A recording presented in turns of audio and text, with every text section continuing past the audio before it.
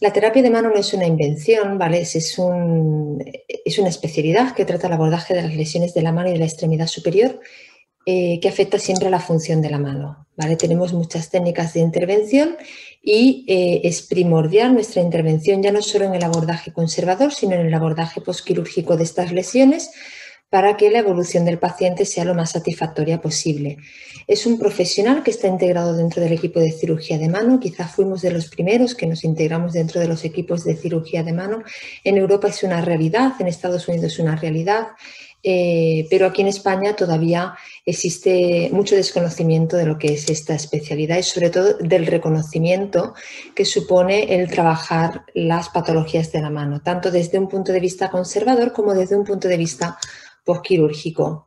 Deciros que quizás una de las dificultades con la que se encuentra un terapeuta de mano es que en otros países el reconocimiento de la especialidad está basado en un aprendizaje y en una formación continua de posgrado, tanto para fisioterapeutas como para terapeutas ocupacionales. Actualmente en Europa la terapia de mano existe un título específico de terapeuta de mano, es el European Hand Certificate, y a través de la Asociación Española de Terapeutas de Mano, que se organizó en el año 2007, digamos que estamos llevando a cabo todo este tema de investigación y de difusión de la terapia de mano, tanto desde la terapia ocupacional como desde la fisioterapia.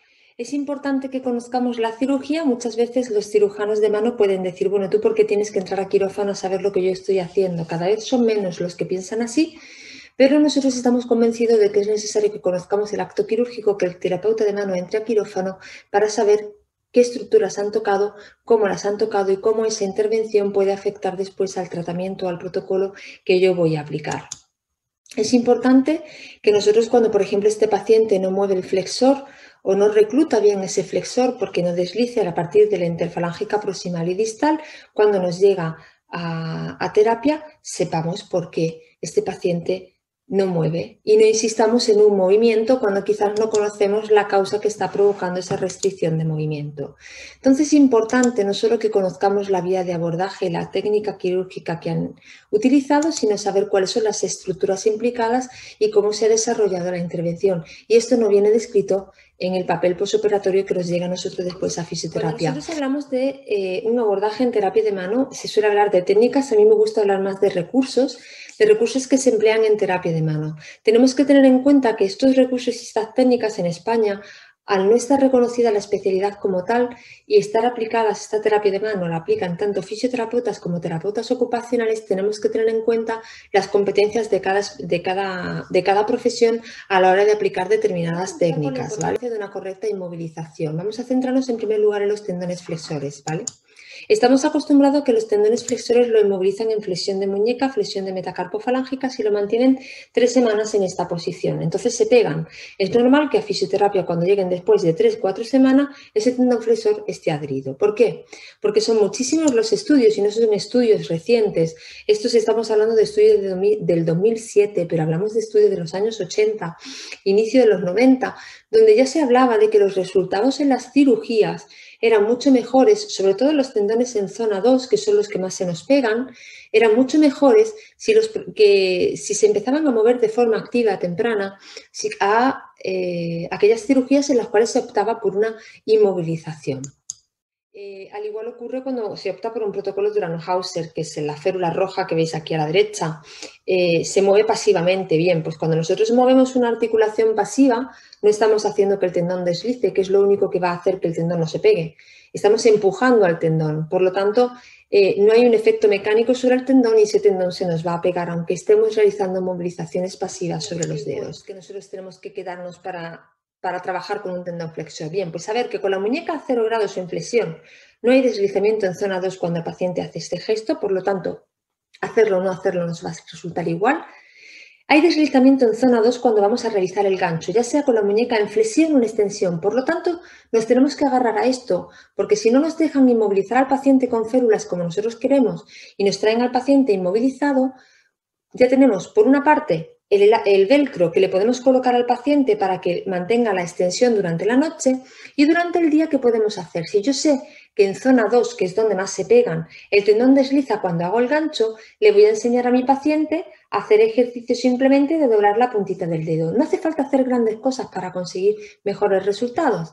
En este caso, simplemente solicitando el flexor profundo, estoy dando un deslizamiento suficiente al flexor como para que no se pegue. Regla número 1, nunca vamos a mover si la mano está inflamada. Por lo tanto, vamos a empezar a mover una vez que la inflamación está controlada. ¿Por qué? Toda inflamación provoca una compresión de las estructuras vecinas y hace que la resistencia del tendón para moverse sea mucho mayor. Cuando tenemos una inflamación, hacemos un vendaje de este tipo, que es un vendaje para la inflamación de la mano. Os lo voy a pasar también deprisa porque todo esto lo tenéis en el canal de YouTube, ¿vale?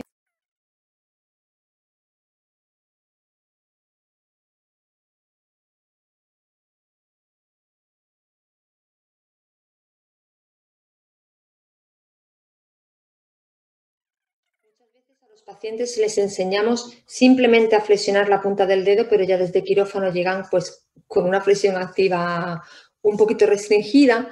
En este caso hemos colocado un material termoplástico para simular un poquito la polea, mantener el tendón pegado un poquito más al hueso y evitar que el brazo de palanca sea muy grande. Esto que ocurre, que muchas veces si no movemos adecuadamente, pues los tendones se adhieren de nuevo y la misma cicatriz nos está provocando después un problema en el deslizamiento de unos key points en la fractura distal del radio, ¿vale? ¿Por qué? Porque es una lesión muy frecuente que normalmente nos llega inmovilizada así de bien y que provoca muchos problemas después en nuestros pacientes. ¿Por qué? Porque tenemos un problema de carga, el tipo de inmovilización con las metacarpofalángicas dentro aumenta la carga, sino simplemente hacer la prueba. Vosotros haceros una pinza a nivel de las metacarpofalángicas y presionaros. Esto es lo que ocurre cuando tenemos una escayola aquí bien apretadita, ¿vale? Intentad flexionar los dedos, os cuesta un poquito. Ahora la pinza es hacerla un poquito más abajo, dejando las metacarpofalángicas libres. Cerráis los dedos y cuesta mucho menos. No hace falta explicar más. Si yo tengo una escayola que me llega hasta aquí y me bloquea las metacarpofalángicas, aunque el enfermero, el cirujano, quien la haya puesto digan que están libres o no están libres, me las está bloqueando. Y yo le digo al paciente con una fractura distal de radio, abra y cierre la mano o coja la pelotita, lo único que estoy consiguiendo es que a los 10 días cuando vuelva a hacerse la radiografía la fractura distal de radio esté impactada. ¿Por qué? Porque los flexores pasan por la zona de la fractura y porque la fuerza que se recoge aquí, la fuerza transmitida por los flexores aquí, es 10 veces mayor que la fuerza que estoy haciendo cerrando el puño, ¿vale? Nos encontramos con una mano como una bota inflamada que cuando se la quitan y vienen a terapia viene con una mano con inflamación, con dolor y a las puertas del SUDEC. Y nos encontramos de nuevo trabajando las secuelas de una lesión en lugar de estar trabajando la lesión en sí, ¿vale? Siempre tenemos que tener en cuenta que la secuencia natural de una mano traumática cuando la inmovilizamos es una mano rígida, ¿vale? Y que el dolor es un factor importante porque el dolor es un factor determinante en el grado de satisfacción del paciente y que si el dolor aparece y no atajamos ese dolor rápido, es un dolor que se cronifica en el tiempo y es un dolor que después hay que abordarlo desde unas vías completamente diferentes que no son las vías de abordaje. ¿Cómo debemos inmovilizar la fractura distal de radio? En primer lugar, en el inmediato posoperatorio, salvo que sea una placa dorsal, vamos a meter el pulgar dentro con la interfalángica fuera. Si colocan una placa distal de radio, bastaría con dejar la muñeca inmovilizada como en las férulas rojas. No obstante, el control de la inflamación. Antes de inmovilizar y de empezar una movilización activa, tendremos que controlar esa inflamación, ¿vale? ¿Por qué? Porque la fractura distal de radio se puede mover en activo de forma inmediata en la primera semana. Esto es un fenómeno creciente en la última década, tanto cuando se utiliza una reducción cerrada como una reducción abierta. ¿Y por qué? Porque no hay inserciones musculares en la hilera proximal del carpo, que mediante su contracción en los movimientos de flexo-extensión de muñeca pueden provocar un desplazamiento del foco de fractura. Actualmente se sabe que el movimiento de Draw Motions, que es el movimiento del tirador del radio, del tirador de dardos, provoca una mínima implicación en la articulación radiocarpiana. Por lo tanto, es un movimiento que podría estar indicado en la primera semana. Control de la inmovilización, control de la inflamación, vamos a evitar la pelotita, vamos a dejar las metacarpofalángicas fuera.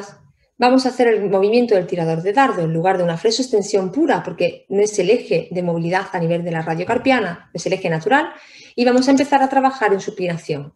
Después de las 3 semanas, ¿qué hacemos? Lo que estamos haciendo todos continuamente, mejorar el recorrido articular, mejorar la fuerza y mejorar las habilidades funcionales.